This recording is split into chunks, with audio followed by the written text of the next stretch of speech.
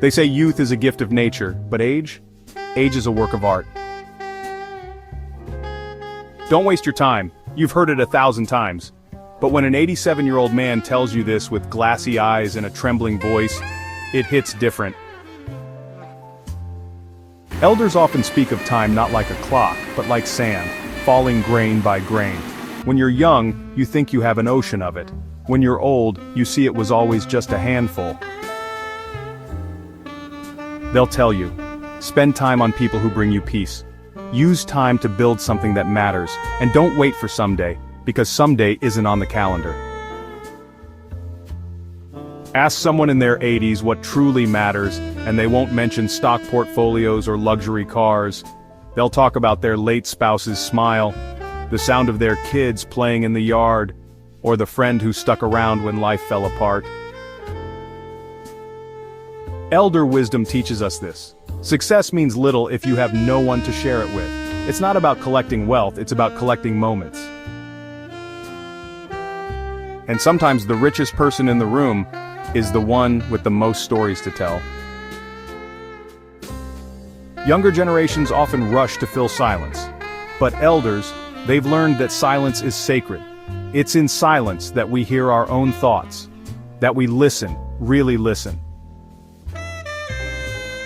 Many elderly folks say their biggest regret wasn't what they said, but what they didn't hear because they were too busy responding. So pause, breathe, let silence speak. Growing old doesn't happen without scars, physical, emotional, spiritual, but ask any elder if they'd erase the painful parts of their life. And most will say no. Why? Because every ache carried a lesson, every heartbreak built strength, and every failure brought them closer to who they were meant to become. Pain, they say, is not the enemy, avoiding it is. By the time you reach 70, 80, or beyond, you've lived through wars, heartbreaks, lost dreams, and unexpected blessings. And if you've survived it all, you've likely come to understand a deep truth: control is an illusion. Elders often smile when young people stress over the small stuff. They know storms pass, they've seen enough of them. So they teach us this: worry less about what could go wrong, focus more on what you can do right now with what you have. At the end of life, people don't ask, what kind of car did I drive? They ask, did I matter? Did I show up when someone needed me? Did I love without condition? Did I make someone's day, even once? Elder wisdom tells us we're remembered not for our titles or trophies, but for the kindness we gave away for free. A quiet cup of tea, a walk at sunset, a well-worn photo album. Older people don't chase thrills, they savor stillness. They've learned that peace isn't found in doing more, it's found in needing less.